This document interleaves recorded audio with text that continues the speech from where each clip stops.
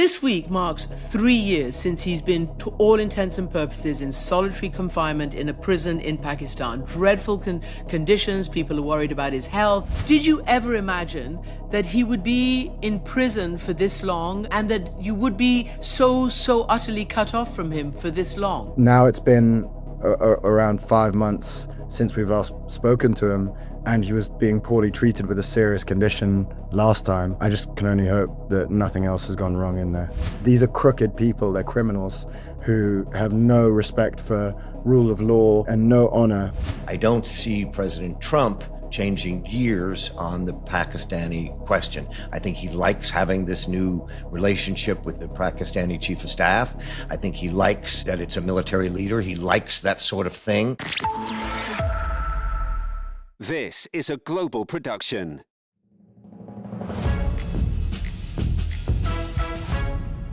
Hello, everyone. It's the latest episode of The X-Files with me, Christiane Amanpour in London, and Jamie, who's in the United States. But today and this week, we have something different for you. What we're going to do is talk about the story of the legendary cricketer, Pakistan's former Prime Minister, Imran Khan. As some people have said, he's arguably the most famous Pakistani since the state was created nearly 80 years ago. So this week marks 3 years since he's been, to all intents and purposes, in solitary confinement in a prison in Pakistan. Dreadful conditions, people are worried about his health, people are worried about the fact that he's pretty much unable to see family or legal teams. It takes a huge amount to try to get to him. Many of his family members, clearly, and his supporters and what remains of his political party believe that the charges he's facing are both spurious and also politically motivated.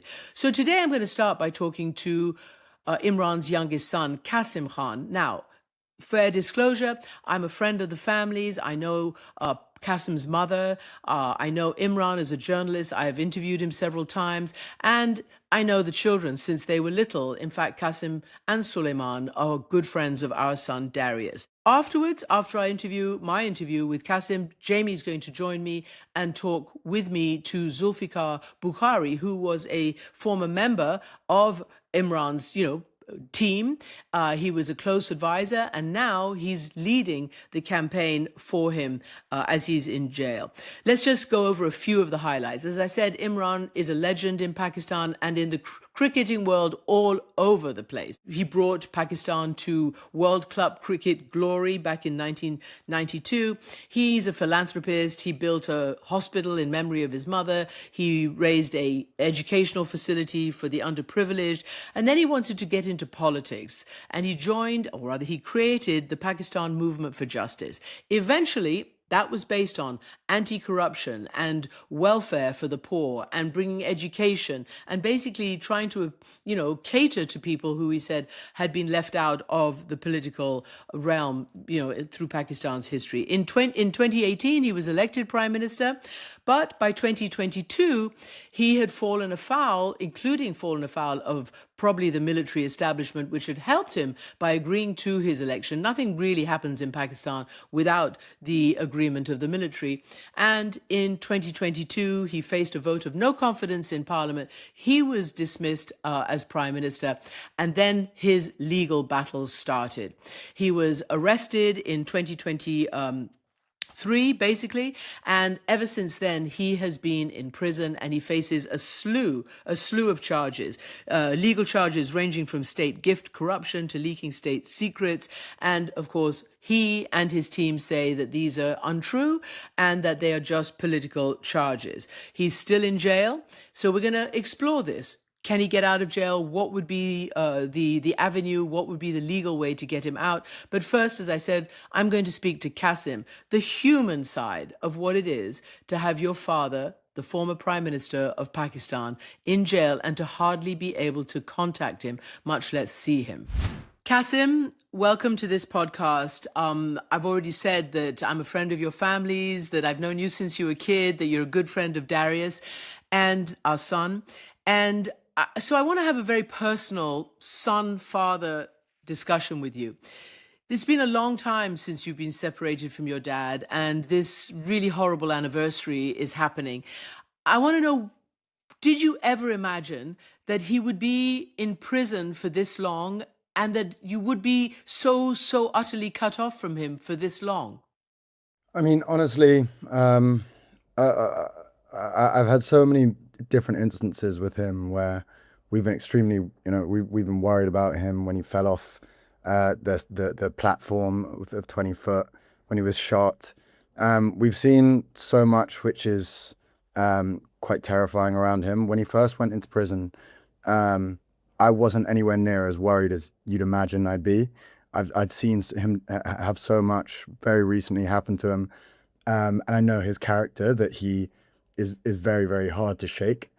And I thought, knowing Pakistan, what usually happens is they go into prison briefly. Political prisoners are quite often taken and then are released quite shortly after.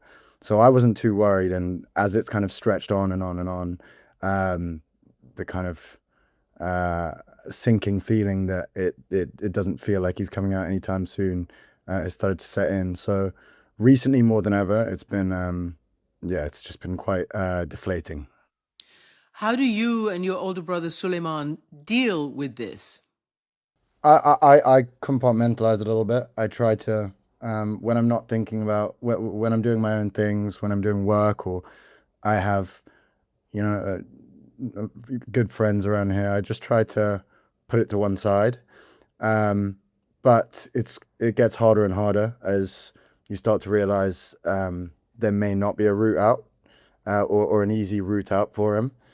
And so it just sort of slips into the forefront of your mind a little bit more.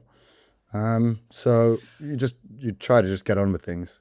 So given that this is the 3rd anniversary of him being in prison, his sisters are there, family members are there, and I know that one of his sisters, Alima, is trying with others, his supporters, to get either permission or just do a big march to mark this from, I guess, Punjab, I guess Lahore, where he's from, to probably the seat of government.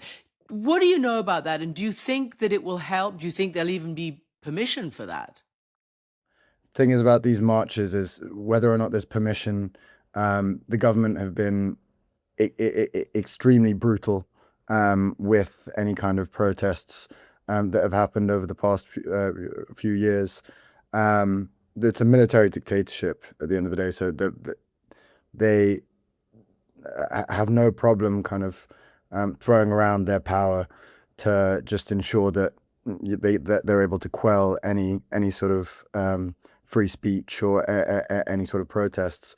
And so they've done whatever they needed to do. They've taken people hostage at times who have spoken out against this regime, and I'm sure, I hope they'll be able to try and make some impact, but they right now hold complete power, and everyone knows that the most popular leader, the democratically elected leader, should be my father. But when you have these people in power, this army and government together, it's very hard to kind of make any sort of difference. And that's what I've noticed with all of the times we've spoken out against it.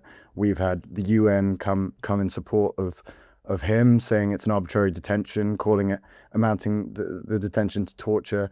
After all these moments, we think we have wins, we think we can make a change, and then everything goes silent and we get nothing back. And sometimes we even get less communication with him.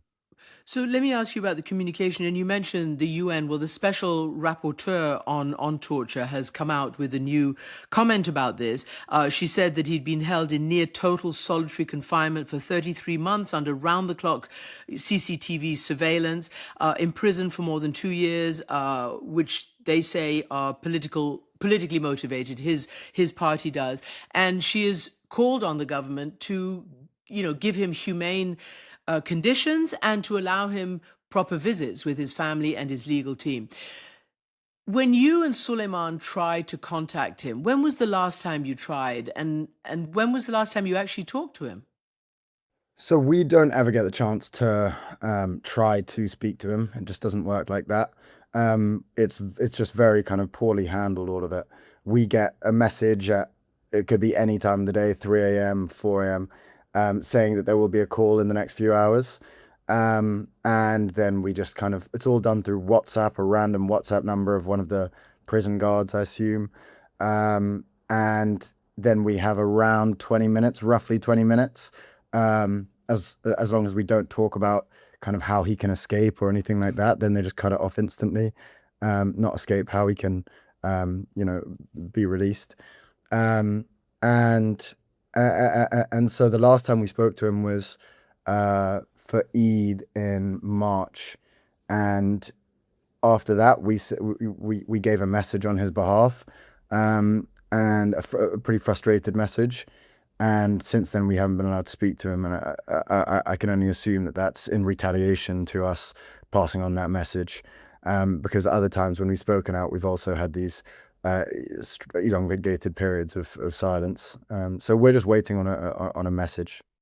And how did you find him? How is he? He's 73 years old, and as we say, he's, kept in a windowless cell, as far as we understand, and for more than 22 hours a day, which is one of the definitions of solitary confinement that is inhumane treatment according to the UN. Yeah, I mean, I'm personally more worried than I've been in a while, just because the last time we spoke to him, he was so frustrated about the treatment of his eye, about the treatment of, of the other prisoners. And I mean, the treatment in these cells are horrible. There have been multiple deaths from hepatitis from these, poor conditions and things like that. And the treatment of his eye was a perfect example. They waited 3 months to even look into it or give him any sort of medical treatment after he was saying it, that there was a major problem. And then they find this massive blood clot in his eye, and they refuse to publish any kind of medical reports on it, or they refuse to kind of allow a personal physician. So they're dealing with everything however they want to deal with it. So they have complete power over him, and we have no say nor any visibility on what's going on in there. So now it's been around 5 months since we've last spoken to him, and he was being poorly treated with a serious condition last time. I just can only hope that nothing else has gone wrong in there. Have you ever, I mean, this is a hard thing because it would be risky for you, but have you ever thought about or been, encouraged or indicated that if you went there, you would be able to see him? Well, no, not really. We made a bunch of attempts to try and get our visa to be able to go out there. There was no response. There were technical difficulties and things like that, apparently, that have blocked us. So they clearly just don't want us to come round. Potentially out of fear of us joining any of these protests or anything like that. They actually made a statement that was very promptly deleted on Twitter, on X, saying that if we were to come, we'd be arrested for joining a movement. So they've made their intentions pretty clear. It's pretty obvious that they don't want us there. But me and my brother haven't heard from him in so long now. Haven't seen his face in even longer. So it would be amazing to be able to see him and make sure with our own eyes that he's okay. Yeah, I mean, I hate to read this stuff out to you, being that, you're his son and you're in this kind of distress, obviously, but this is what the UN rapporteur says when calling it torture, often more than 2 weeks continuously without exercise or meaningful human contact. This far exceeds the Mandela rules. And she says, I call on Pakistan to restore humane conditions. So even in these kinds of political and imprisonments, under Mandela, they did implement rules, or they called for rules where he, would be able to have some exercise, be able to go out, be able to see his legal team, etc. Basically designed to ensure that prisoners have their dignity and human rights respected. And on top of that, Qasim, I've just been reading that for the last year at least, or maybe more, the state has basically tried to erase him from any kind of public view, not just the the fact that he's in prison, but take him out of the media. Don't let any newspapers talk about him. Don't let politicians talk about him. What is that like? It's such a petty strategy, a lot of it, where it's that, you know, they've refused to allow him new books for the last year. They take away small liberties and do exactly that, strip him of his dignity and his anything that would give him any sort of enjoyment, like phone calls with us, for example. So that's one aspect, which is the treatment of him. I genuinely don't believe there's anyone more equipped to deal with that kind of mental torture.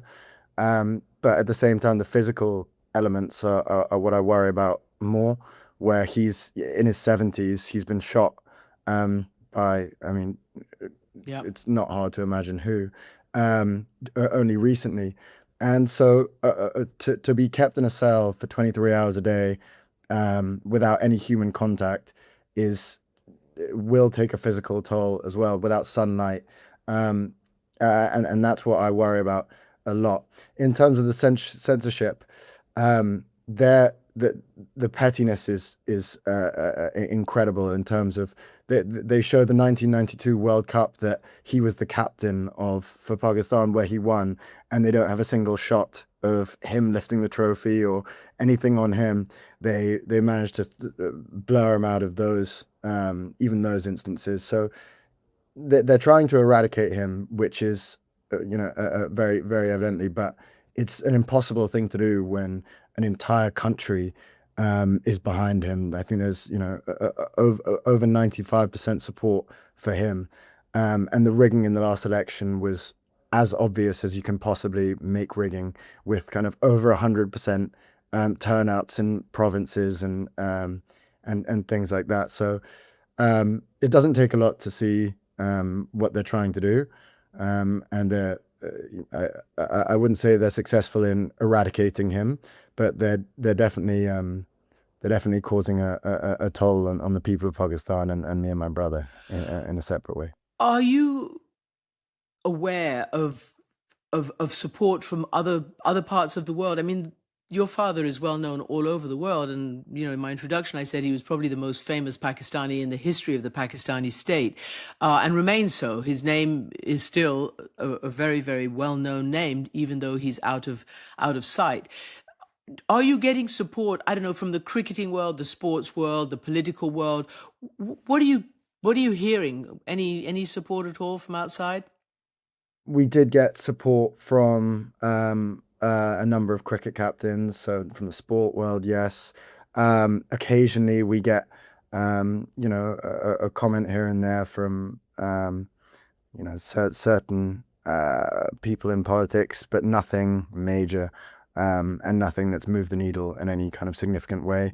Every time there is kind of people speaking out about what's going on over there, there's a small moment, a glimmer of hope for us, and I've quickly learned that it diminishes pretty quickly, and people move on to other things going on in the world. So realistically, it needs kind of major action from someone. But I would look at people like Trump, who our father had a great relationship with. I understand that. When you have the current people in power in Pakistan offering Nobel Peace Prizes and cryptocurrencies and natural minerals to him, it makes sense from a business perspective to just say, okay, fine, these are the new people who rule Pakistan, but these are crooked people, they're criminals who have no respect for rule of law and no honor whatsoever. That they won't honor their deals the way that our father would, and I know that, not from a personal perspective, but he's a man who really believes in rule of law, on democracy, and on fair dealings. And so I just hope that someone who is in a position of power is able to see that ridding Pakistan of these criminals will do good for the world. And finally, before I let you go, when the last time you talked to him, and you say it's months and months ago, does he try to raise your spirits? You obviously probably try to raise his, but does he give you fatherly advice, or less, even in those short minutes that you get to speak to him? Absolutely. I mean, he seemed annoyed at times, maybe. He's never seemed down. He's always been kind of his usual, a powerful kind of upbeat self who's giving us life lessons and a lot of personal advice. He's always asking about what we're doing. He gives direction on our lives and how we can kind of improve ourselves and what we should read and what we should do and how we should practice and all of those things. So he packs as much of a lesson in those 20 minutes, and he tries to divide it between me and Suleiman as much as he can. But I'm not surprised that he's able to be upbeat in a way, because those are the small 20-minute periods of joy between months and months and months of not being able to speak to us. So, when we're trying to ask about his health and things like that, he very quickly shuts it down and asks about us. And I can kind of understand why now. Qasim, did he ever want you or Suleiman to be cricketers or politicians? No, definitely not. He taught us cricket from a very young age. I'd say I was a very good young cricketer.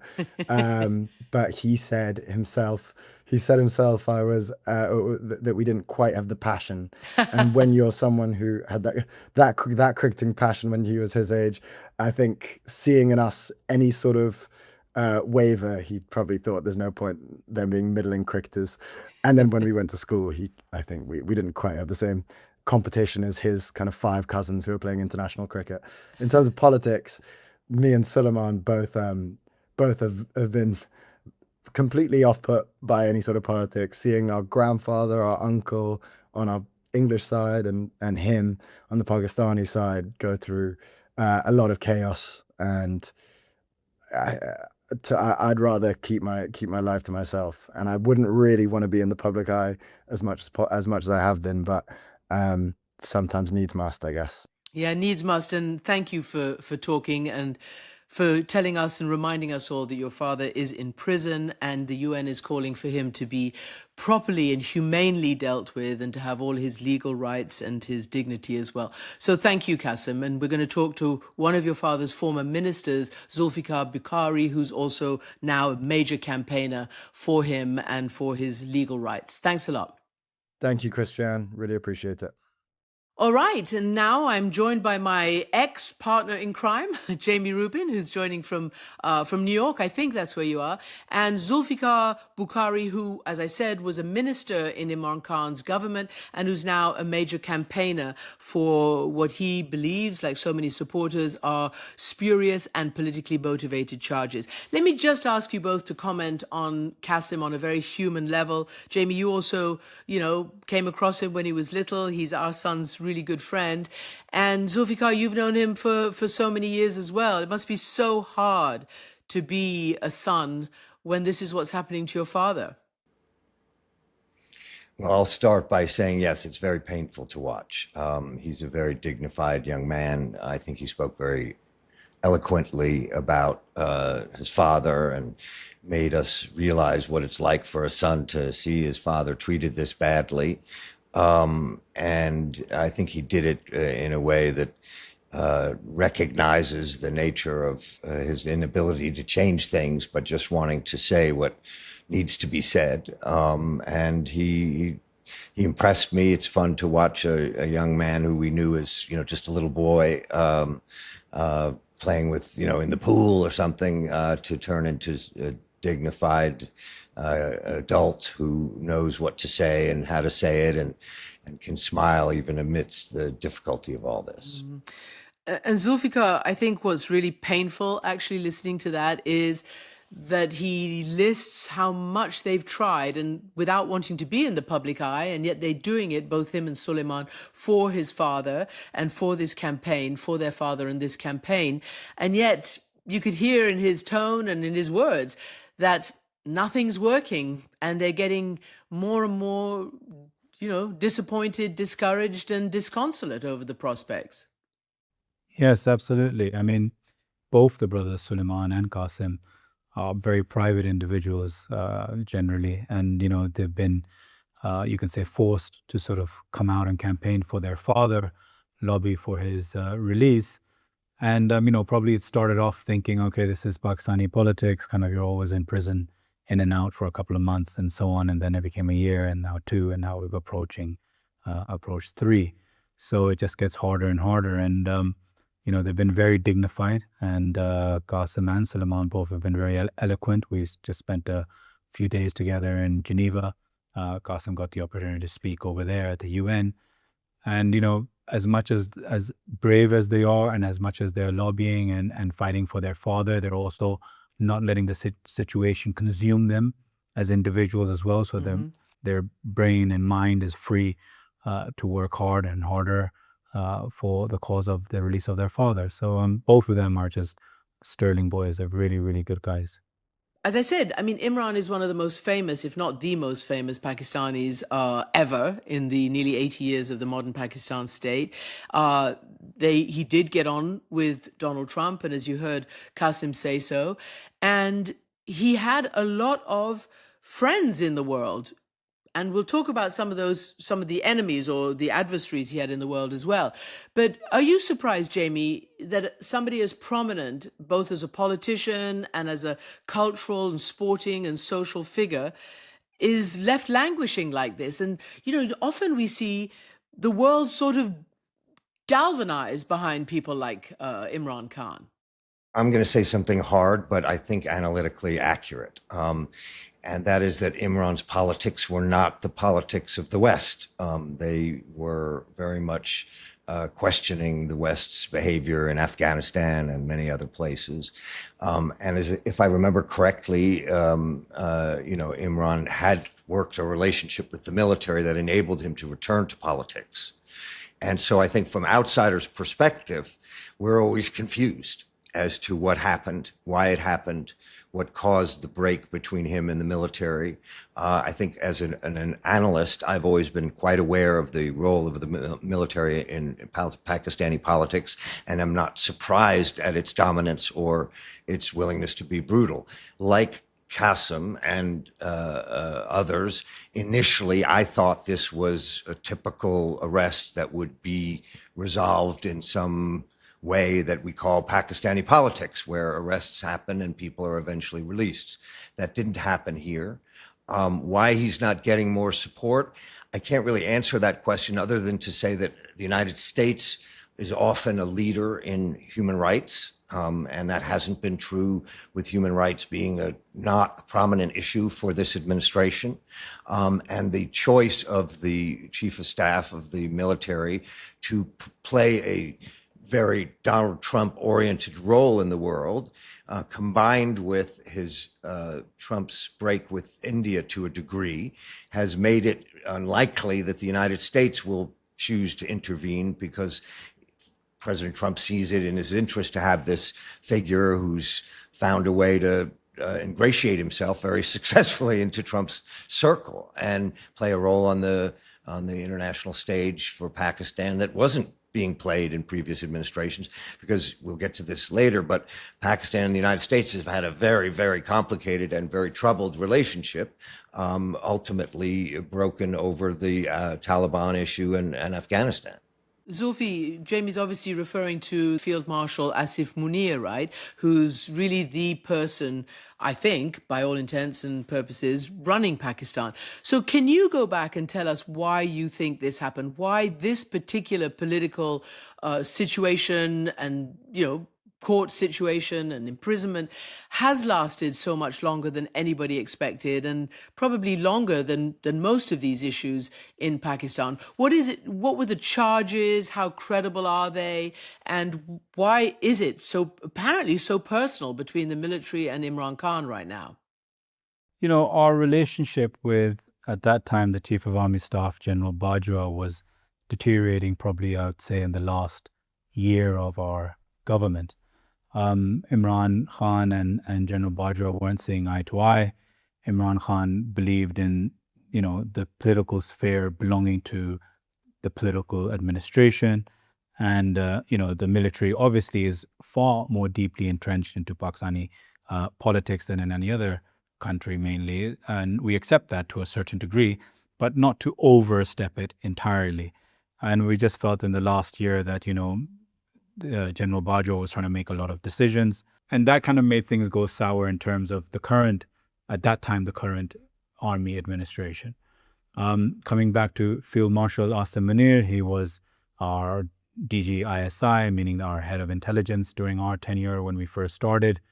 And then he was relieved of his duties, I think somewhere maybe 2020 or late 2019. And obviously that's a grudge. He probably thought that Imran Khan should have stood up for him or not relieved him of his duty or whatsoever. But he's obviously taken that very, very personally. And probably one of the main reasons why everybody at that time, when we were being, when our government was coming to an end, and there's no vote of confidence, then everyone vouched for him to become the army chief, because they probably assumed correctly, that he has a personal vendetta against Imran Khan. So he'll go the extra yard to take him down. What people don't understand is the army is very entrenched into our economics financially. It's probably the largest, it's probably got the largest equity in the country in terms of our economy. So maybe from what I know, close to about 35-40% of it is owned the largest landowners in the country. So army is entrenched more than just militarily, it's economically as well when you look at Pakistan. Imran was considered way too close to the Taliban, that, the West started to, look at his government as perhaps, not quite what they expected or wanted during that time. And I just wonder whether, looking back, you think that there was some self-inflicted wounds politically. Look, things could always be better than what they were in hindsight. But, when they say that people weren't looking at it, in favor, which people are we talking about here? Those externally outside of the country, as in the West, or are we talking about Pakistan itself? Right. Imran Khan had a very straightforward view, as Jamie pointed out. He just did not believe in Western intervention, not in Pakistan, not in Afghanistan, not in Iraq, and today not in Iran. So it's just, that was just his viewpoint from day one. So he always had a great cordial relationship with everyone. He had a great relationship with the Middle Eastern countries. He had a great relationship with Turkey, a very good relationship with England, the US, whilst President Trump was there. He had a very good relationship. But he just set his boundaries of, we're a sovereign nation, we're Pakistan, and we don't want any outside interference. And that doesn't mean that we have to run by the agenda. And yes, that might cause a little bit of discomfort in countries.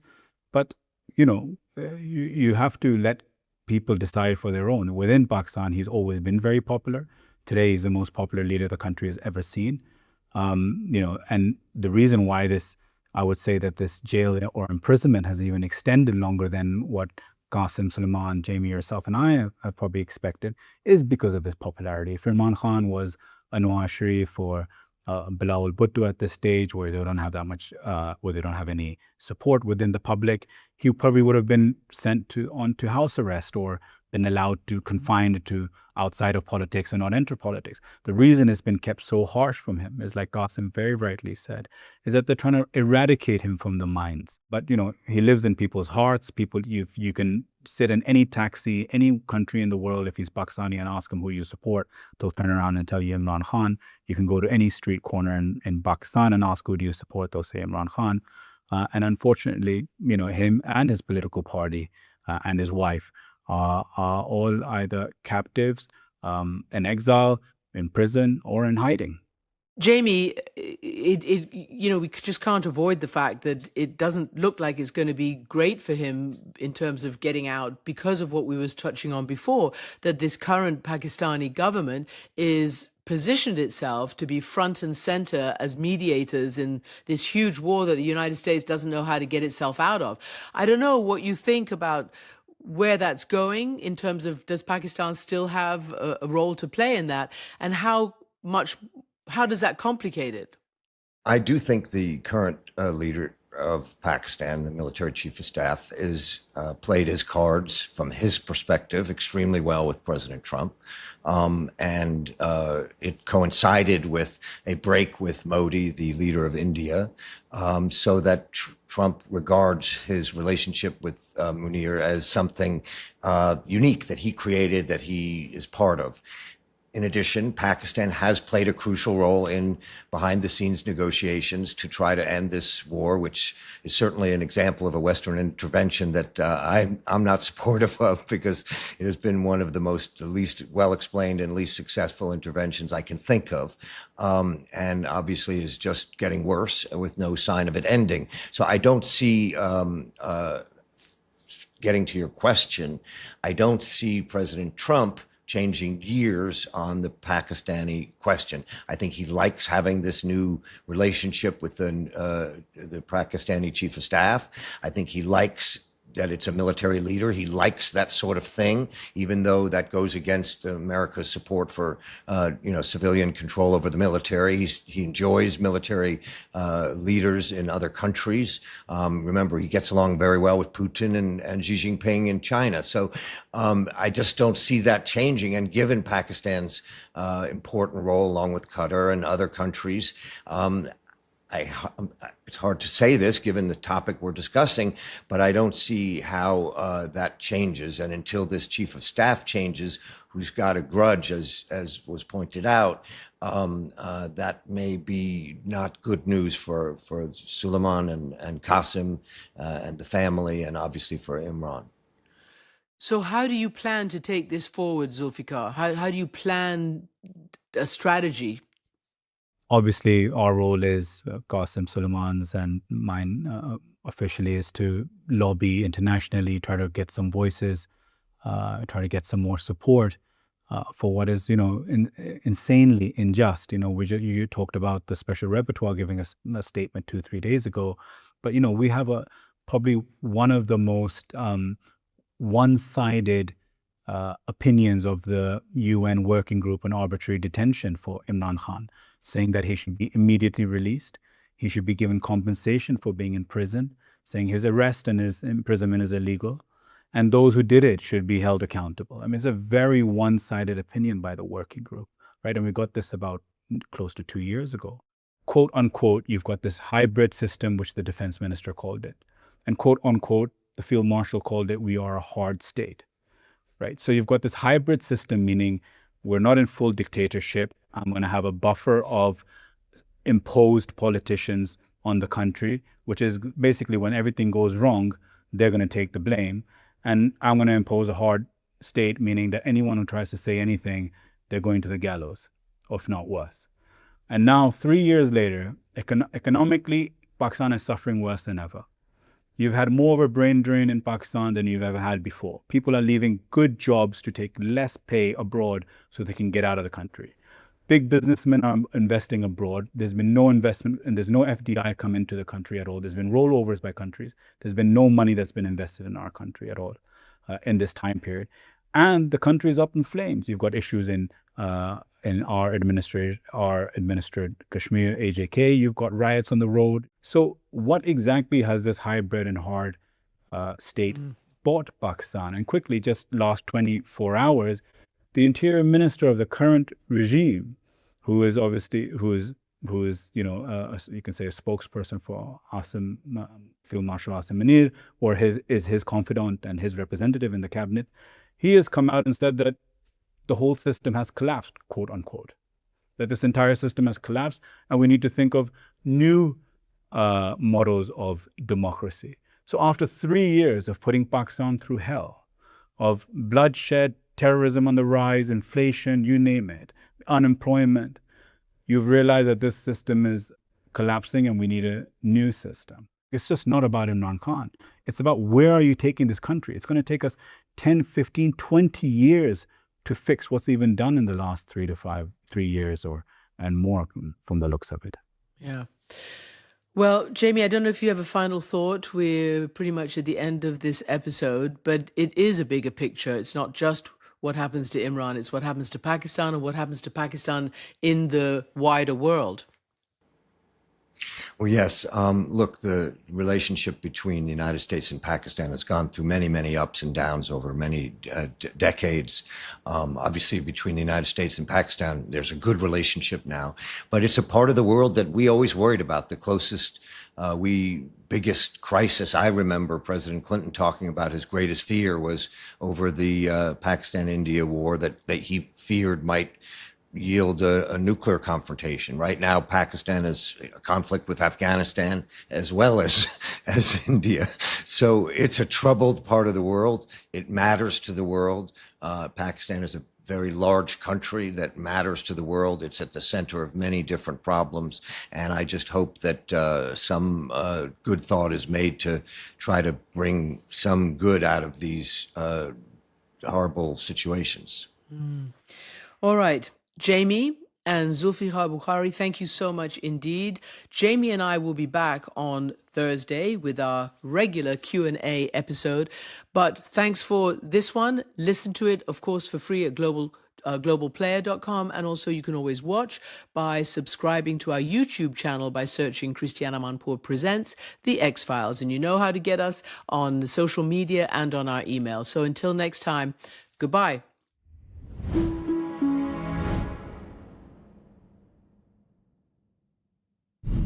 This has been a global production.